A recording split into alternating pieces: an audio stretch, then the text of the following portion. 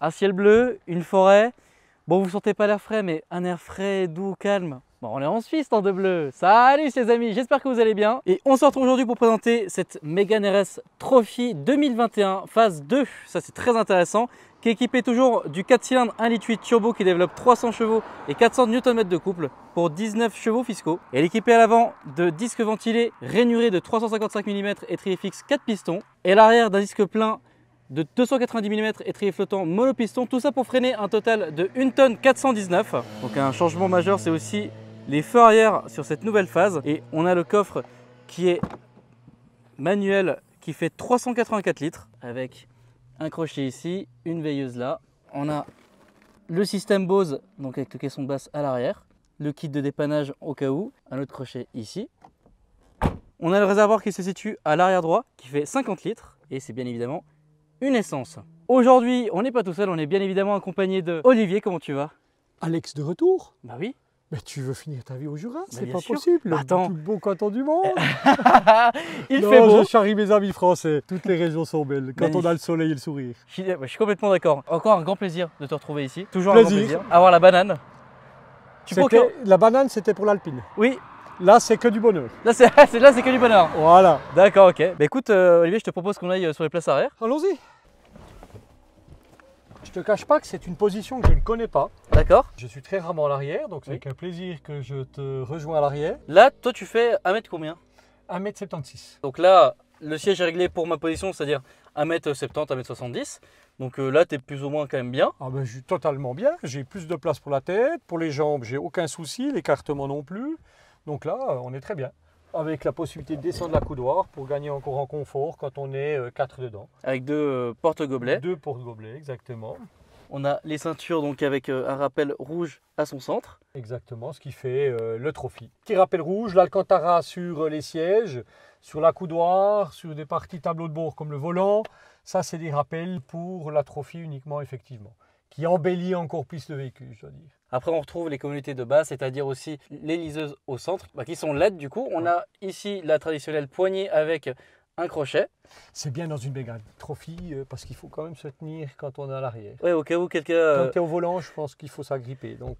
Au cas où tu as décidé d'aller avec des potes sur le Nurb et que tu es sur les places arrière, il vaut quand même mieux avoir une petite poignée quand même. On a ici une imitation carbone souple avec des surpiqûres rouges et blanches ici. Ça rend vraiment bien. Là, on a une baguette avec une imitation carbone justement. Donc ça rend vachement bien. Et je te propose qu'on aille un peu à l'extérieur pour voir un peu les détails du véhicule. Mais allez, je vais aussi finir sur quelque chose. C'est les deux prises USB en 2.0 ainsi que la prise 12 volts ainsi que le petit rangement en cuir là. Et la bouche de ventilation arrière que peu d'autos ont. C'est vrai. Quelles sont les différences entre une Mégane RS normale et Trophy? Alors, du point de vue de l'aspect, on la reconnaît à travers les jantes qui ont le liseré rouge que l'on voit ici. C'est la jante qui est spécifique à la Trophy. D'accord. Les pinces de frein rouges. Les disques de frein rainurés avant sont uniquement sur la Trophy. La Mégane RS normale ne les a pas. C'est les seuls rappels extérieurs ou la différence extérieure qu'on a entre les deux véhicules. Après, naturellement, on a un moteur qui passe à un petit peu plus de 300 chevaux, un petit peu plus de couple. La démultiplication de la direction est différente et le tarage de la direction arrière, parce qu'il faut savoir que c'est une exclusivité Renault dans cette gamme-là. C'est le seul véhicule de cette gamme qui a des roues directrices à l'arrière. Tu vas t'en rendre compte, Alex, quand tu introduis le véhicule dans un virage. Elle a une directionnabilité qui est juste grandiose. Génial. Et puis, alors par rapport, il y a aussi justement le rappel Trophy ici. Autre petite spécification par rapport de la phase 1 à la phase 2, quelles sont les différences du coup? Là, on voit aussi que le logo, il est intégré maintenant. C'est un logo 3D qui est dessiné. Oui. Parce que dedans, on a la caméra pour le système de régulateur de vitesse adaptatif. Mais c'est une option. Il y a des feux avant un peu redessinés, mais à poil. Voilà, vraiment, on a ici le damier qu'on retrouve là et là, un peu style carbone, les phares LED et surtout le damier inférieur qui vous donne une lumière avec les grands phares qui est juste extraordinaire. Donc là, c'est plus les anti-brouillards, c'est vraiment les pleins phares. C'est des grands phares, exactement. Ouais. D'accord. Autre changement, c'est au niveau de la barre LED arrière. Oui, effectivement, la barre LED est différente, le dessin est légèrement différent. Il faut vraiment avoir les deux véhicules l'un à côté de l'autre pour le voir. On verra plus de différence à l'intérieur parce qu'on a le nouveau tableau de bord électronique. Donc on flatte un petit peu plus les yeux et on donne plus de possibilités aussi au conducteur d'avoir un tableau de bord devant les yeux qui lui plaît, qui lui fait plaisir. Eh bien écoute, je te propose qu'on aille découvrir ça tout de suite. La clé ressemble donc à ça. Ah là là, le damier qui s'allume. C'est vraiment magnifique. Et cette couleur aussi Ça lui va vraiment super bien. Ici donc on a un seuil de porte en alu où c'est indiqué Renault Sport. Et donc comme vous pouvez encore une fois le voir, les sièges donc on a Alcantara avec surpiqûre blanche et rouge. Le logo RS, donc écrit en rouge. Le logo Renault Sport. Ah oui, sur une petite languette en plastique. Ah c'est bien fini quand même hein. Donc sur cette fameuse phase 2, on a quand même de gros changements. Je vais directement allumer donc le moteur qui... Alors déjà le bouton est différent. Et donc là, petit message de bienvenue. Petit son, le RS avec les couleurs. Aujourd'hui, on est passé sur un virtual cockpit. Avec le véhicule qui est reproduit ici. Oui. Voilà un truc sympa. Virtual cockpit, s'utilise avec toutes les fonctions qu'on peut avoir, les consommations comme d'habitude, les pressions des pneus. On peut aller sur la musique, donc il va vous donner le poste de radio que vous écoutez. Là, oui. On est sur Bluetooth, il ne va pas le mettre. Et quelque chose de sympa ici, on va pouvoir mettre la navigation sur l'écran central. Donc on n'est plus obligé de déplacer les yeux contre le centre. Et vous avez vraiment une visibilité totale de la navigation. Et on en parlait avant, il n'y a plus ce Active Sound où on peut mettre le son d'une voiture. C'est terminé, c'est terminé effectivement. Okay. Après les données techniques, aussi bien les températures d'huile, températures d'eau, les consommations à travers un bar graphe, les jets que l'on prend en roulant, le couple et la puissance que l'on utilise au moment où on en a besoin, l'indicateur de roulage économique. D'accord. Pareil d'ailleurs si on change de mode, donc le mode RS Drive est ici. Vous avez les différents modes là, d'ailleurs l'échappement vient de s'ouvrir, les valves s'ouvrent. Là en mode sport on a un affichage qui est comme ça et en race encore différent. Au niveau de l'écran central, il y a aussi d'autres choses qui ont changé. Déjà, effectivement, cet écran-là, je ne l'avais pas retrouvé sur la phase 1. Ouais, alors on n'utilise plus AirLink, on utilise une nouvelle technologie que Renault a amenée dans les écrans centraux. Par exemple, on a parlé de la navigation tout à l'heure, on va utiliser Google Maps. Okay. Donc quand on introduit une destination, on ne va plus mettre la rue, la ville, on va mettre simplement, par exemple, pour chez nous, garage de Lémont, qui est ici le lieu où on se trouve. Et puis il va vous créer une liste de garages ou de Lémont, puis vous pressez dessus, il va vous demander si vous y allez, il va vous donner le numéro de téléphone, il va donner toutes les caractéristiques et vous amener directement sur le lieu. Donc on simplifie encore les menus et la qualité aussi de l'écran, on a poussé plus loin, donc on voit que la qualité du pixel est vraiment très bon dans le radio. Et il est plus fluide parce que sur la phase 1, les écrans avaient tendance à un peu laguer. Tout à fait, donc c'est un écran je pense qui est assez agréable au regard et puis à l'utilisation qui est beaucoup plus rapide, donc on appelle ça l'Easy Link chez Renault. Et du coup il y a aussi le mode RS Monitor. Alors le RS Monitor, tu vas le trouver là. Oui. Attention, RS Monitor, tu veux dire avec les informations comme on a eu sur l'Alpine à l'époque? Oui. Alors non, c'est une option sur ce véhicule, celle-là ne l'a pas, mais tu peux l'avoir en option. Ok, donc là c'est une boîte EDC 6 rapports. Exactement, c'est correct. Donc on est sur une traction aussi. Une traction avec un autobloquant d'origine sur la version Trophy. Et comme on a dit tout à l'heure, les roues arrière directrices. D'accord. Après pour terminer un peu sur l'aspect intérieur, on a une prise en 3.5 jack, on a deux prises USB en 2.0, ici une 12 volts type allume-cigare, deux porte-gobelets qui peuvent s'adapter, c'est-à-dire que regardez vous pouvez déplacer ça pour y mettre divers rangements. On retrouve un peu justement des motifs un peu RS. D'ailleurs vous avez des rappels un peu partout dans l'habitacle, c'est assez sympa. Ici l'accoudoir central, donc pareil on a Alcantara avec un accoudoir central. C'est très discret. Ici pareil vous avez des liserés lumineux donc ici. Pareil ici, donc je pense que la nuit il doit y avoir une petite ambiance assez sympa dans le véhicule. Voilà, des couleurs qu'on peut changer, du bleu, du rouge, du vert. Eh ben écoute, allons-y hein. Donc tu vois, ça braque comme une Clio. Ça braque super bien, par contre là je pense que pour faire des manœuvres c'est vraiment hyper pratique quoi. Le 0 à 100 se fait en 5 secondes 7. Oui, c'est très rapide pour un véhicule de ce type. Et donc toi qu'est-ce que tu as comme précision à donner sur cette voiture? Alors tu verras que quand on rentre dans le programme sport ou track comme tu l'es, on doit donner à peine un petit braquage, donc on voit que c'est un virage qui est quasiment à 90 degrés et regardez l'angle qu'on donne sur le volant. Qui est à 45 degrés. Voilà. Donc on va pouvoir rentrer beaucoup plus vite dans un virage et sans la moindre glissade. Donc elle a une suspension qui est vraiment faite, pas pour le circuit, mais qui est faite pour nos routes. Elle va pouvoir amortir toutes les inégalités du sol, toujours garder les roues avant sur le sol, ce qui fait qu'on a une motricité vraiment fabuleuse sur ces routes. Ce qui est vraiment perturbant, c'est de ne devoir pas du tout donner un angle de braquage. Alors, on va le voir après quand on va commencer à enchaîner les épingles. Je pense que là ça va être un peu plus perturbant que par exemple l'Alpine. Tout à fait, c'est correct. On entend aussi moins la sonorité du moteur. Naturellement c'est un véhicule qui doit vraiment être à usage familial également. Oui. Donc c'est pas monsieur seulement qui doit se faire plaisir, mais madame à côté aussi, qui ne disent pas au monsieur non attends il faut qu'on achète une autre auto avec les enfants parce qu'elle fait trop de bruit. Totalement. Donc là sachant qu'on est en mode race, donc le bruit est à son max entre guillemets. Voilà.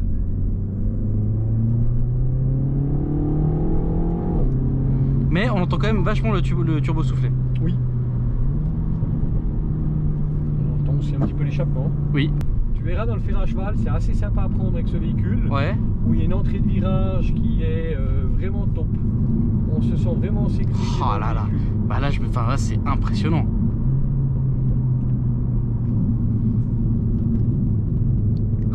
Appuie à fond, vas-y, appuie. Wow. Oh là là là là. Ah ouais, non. Alors, naturellement, on a quelques réactions dans le volant dues à l'autobloquant, mais l'un va pas sans l'autre, donc on s'y fait facilement. Ce qui est vraiment perturbant, c'est que quand tu m'as dit appuie, j'ai appuyé et j'ai pas l'habitude d'avoir un véhicule aussi efficace entre les mains. Et moi je me voyais en fait glisser sur le mur. Ah oui. Et le véhicule, ouais, mais j'ai senti que le véhicule de base devrait faire ça, mais que ça a été rattrapé par toute la technologie embarquée quoi. Alors il faut savoir que tu n'as pas l'anti-patinage et l'antidérapage quand tu as pris le virage parce que tu es en programme track. Oui. Mais si tu avais voulu ne pas avoir la moindre glissade de l'avant, il aurait fallu donner un tout petit peu plus d'angle. Ouais. Les roues arrière auraient tourné un tout petit peu plus. Ouais. Et tu serais sorti encore plus vite du virage. Ah là là. Je pense que c'est un bon endroit pour essayer cette voiture. Oui, alors c'est une route agréable. On n'est pas obligé de faire des excès de vitesse pour pouvoir se faire plaisir avec ce véhicule. On reste dans les vitesses qu'on nous demande et puis ben, on est bien. L'auto est confortable quand même, oui. Elle est rapide, elle tient la route. Je dirais pour moi le véhicule familial par excellence qui permet, ben, quand vous êtes dans des grands bouchons tels que la périphérie que vous connaissez en France, qui est juste une horreur à rouler pour nous en tout cas étrangers, oui. Et ben, vous avez quand même la boîte automatique qui passe les rapports en tout confort. Et si vous voulez, vous arrivez sur une petite route comme chez nous, eh ben, vous pouvez appuyer un petit peu, puis tout se passe bien. Totalement. Alors moi il y a une petite chose qui me dérange un petit peu dans la conduite du véhicule quand même. Sur l'Alpine Incendie c'est les mêmes palettes, c'est-à-dire que là elles sont fixes à la colonne. Oui. Et toi tu as rajouté une extension de palette. Exactement. Bah, je pense qu'elle est nécessaire aussi sur ce véhicule parce qu'il y a des moments où justement je suis plutôt du genre à passer les rapports donc aux palettes assez bas et bah parfois je me retrouve à appuyer dans le vide limite. Ça m'est arrivé quelques fois là. Tu as raison, c'est une critique que nous ont fait quelques clients, mais je pense qu'on doit s'adapter à tout modèle que l'on a. Encore une fois, on peut les modifier, on peut les allonger, mais n'oublions pas que c'est un véhicule qui a un mix entre performance et confort. Ce qui fait que tu dois pouvoir toucher la télécommande radio sans problème, oui. Les commandes des essuie-glaces aussi, et puis effectivement tu apprends à placer les doigts, puis à la place d'être avec le petit doigt, d'être avec l'index, oui. Passer le rapport. Donc voilà, on apprend simplement à rouler différemment. C'est une habitude. C'est une habitude, mais celui qui désire ça, on peut lui monter les palettes un petit peu plus longues pour son entière satisfaction. En tout cas, c'est une petite chose que j'ai constatée, mais après, pour tout le reste, bah, vous connaissez bien ce véhicule, hein, c'est vraiment l'efficacité pure du châssis de chez Renault Sport. Ouais, c'est Renault Sport et un maître dans le châssis, je pense même que c'est une qualité française. Je pense que tous les produits français sont renommés du point de vue de leur châssis. Et c'est un Suisse qui dit ça, attention quand même. Hein. Oui, mais un Suisse qui n'a pas de honte de dire que les Français font des bonnes choses. Et surtout depuis que les Suisses battent les Français au foot. Oh là là là là là là. Oh là là. Je pense qu'il fallait le dire. Là t'as ouvert plus qu'une brèche là. T'es au courant là. Là la faille de San Andreas c'est rien par rapport à ce que tu viens de dire. Ah là là, génial. Là, bah, en tout cas voilà, pour dire que le châssis de cette voiture est vraiment reconnu. Et les gens attendaient beaucoup au tournant de la 3 à la 4. Et je pense qu'à la 4 ils ont vraiment réussi à faire quelque chose d'extrêmement bien. Donc on sent par exemple, je sais pas si tu le sens ici, qu'on a un châssis roulant qui est quand même beaucoup plus dur que la RS normale. Oui. Donc c'est les petits soubresauts on les sent, quand on va un peu plus vite on les sent pas, mais les petits soubresauts on le sent. Et c'est ce qui nous permet encore de définir avec le client quel type de conduite il a. Celui qui dit je veux une auto qui est puissante mais qui doit rester très confortable à ce moment là, on va l'envoyer sur la RS normale. Et celui qui veut un peu plus, ben, la Trophy qui est fabuleuse. Un des plus beaux virages pour se faire plaisir, voilà c'est ici, tu commences à les connaître. Oh là là là là. Vas-y, dedans. Non mais... C'est monstrueux comme voiture. C'est monstrueux. Franchement, on se sent tellement en sécurité. Moi personnellement, c'est un de mes véhicules préférés de la gamme Renault pour rouler tous les jours. Ça correspond exactement à ce que je recherche.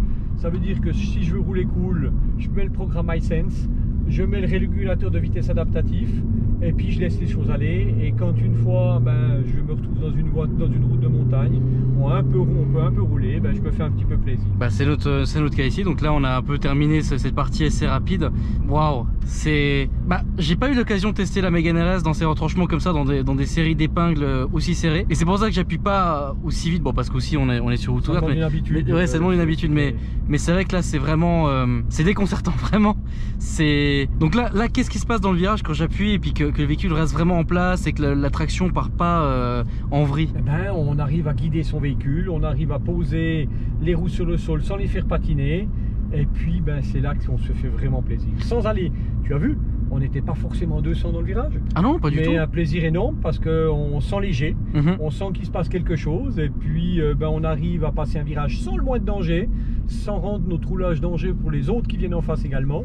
Donc on prend pas le moindre risque et on se fait plaisir. Mais je pense que pour décrocher le véhicule, faut vouloir y aller quand même. Hein. Il faut y aller effectivement. Et alors donc on a les roues arrière directionnelles. Oui. Et on a aussi d'autres technologies qu'on a spécifiquement en plus sur la Trophy, c'est ça ce que tu expliquais à un moment donné Alors, on a des suspensions qui sont tarées un petit peu plus dures, des ressorts un petit peu plus bas, oui. Mais on garde la définition du train avant déporté, donc ça veut dire qu'on a un train avant qui est tout à fait spécifique, qui permet, quand on tourne le volant, de garder toujours les roues à plat sur le sol. Donc ça, un McPherson classique comme on a sur 99% des véhicules, quand vous prenez un virage, vous aurez la roue intérieure-extérieure qui aura un angle qui va changer. Tandis qu'avec ce système de train avant déporté, on va pouvoir toujours garder le pneu à plat sur le sol. Et c'est ce qui fait la qualité du châssis roulant sur ce véhicule. C'est ce que j'ai ressenti là dans le virage et je pense que vous l'avez remarqué de la manière dont j'ai pris certaines séries de virages. Tu sens qu'il en a dans le ventre quand même. Tout à fait. Bon écoute Olivier, encore un grand merci à toi. Franchement c'est toujours très agréable, toujours la pêche de faire des essais avec toi en tout cas. La passion, mon ami, toujours la passion. C'est magnifique. Préservez tous votre passion. C'est ce que je t'ai dit, ce que j'aime chez toi, c'est ta passion. Donc garde cette passion, garde cet amour pour l'automobile. Je ne sais pas combien d'années on pourra garder l'amour de l'automobile. Peut-être tu feras bientôt sur des oldtimers, c'est possible. Mais c'est déjà un peu le cas. Hein. Voilà, on évolue dans un monde qui est fabuleux, dans une technologie qui est fabuleuse. Donc on se fait plaisir sans prendre trop de risques et ça c'est top. Totalement, c'est sur ces paroles sages et vraiment très belles qu'on va se quitter. Écoute, un grand merci encore une fois à toi. Et puis écoutez, n'hésitez pas à liker la vidéo, à vous abonner et à commenter. Et moi je vais à la prochaine pour de nouvelles aventures. Salut.